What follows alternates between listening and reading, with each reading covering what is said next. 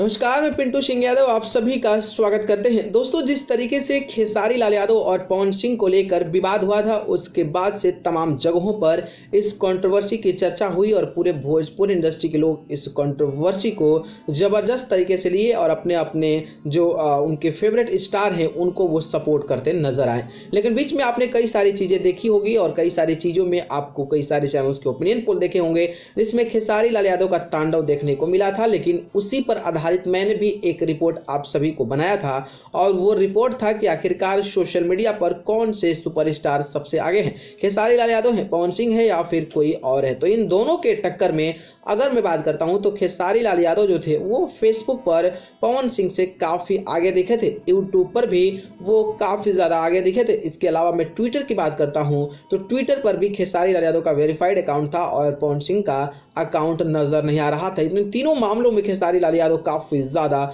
आगे थे। तो वहीं इंस्टाग्राम की जब हम बात कर रहे थे तो इंस्टाग्राम पर 1.6 मिलियन खेसारी लाल यादव का फॉलोअर्स थे और वहीं पवन सिंह के भी 1.6 मिलियन फॉलोअर्स थे। लेकिन आपको पता होगा कि जो नया इनका एक्टिविटीज़ हुआ है गूगल का, वो ये हुआ है कि 1.6 मिलियन यानी कि जब 16 लाख आपके इंस्टाग्राम पर फॉलोअर या किसी भी फॉलोअर हो जाते हैं तो जब तक 1.7 नहीं होते हैं तब तक 1.6 ही वो लिखा होता है। और शायद इसीलिए पवन सिंह और खेसारी लाल यादव का फैन बेस सेम दिखा रहा था। लेकिन आज अगर आप जाकर देखते हैं, 23 तारीख को जाकर आप देखते हैं तो खेसारी लाल यादव का 1.7 मिलियन फॉलोअर्स हो गए हैं, तो वहीं पवन सिंह का जो है 1.6 मिलियन ही फॉलोअर्स टिके हुए हैं। तो आप अंदाजा लगा सकते हैं कि खेसारी लाल यादव जो है वो पवन सिंह से इस मामले में भी आगे निकल गए हैं। तो ये अपडेट था, मुझे लगा बताना चाहिए। तो अपडेट कैसा लगा कमेंट बॉक्स में जरूर बताइएगा। धन्यवाद।